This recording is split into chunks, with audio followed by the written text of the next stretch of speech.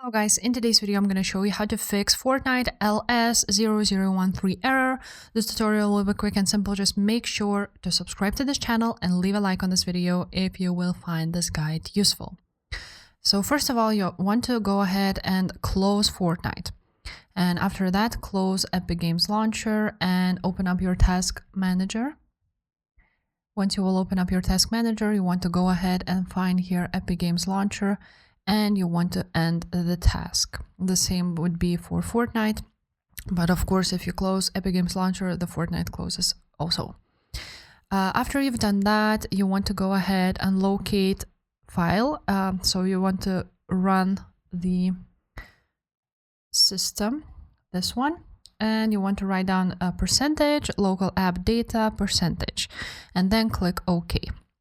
After that, this will pop up on your app data and you want to find Epic Games Launcher, open it up, open up saved, and then you will see web cache 4430 or it will be named something like so.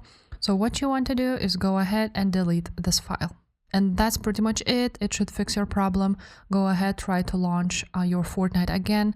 If this video was helpful, make sure to subscribe and I will see you next time. Bye.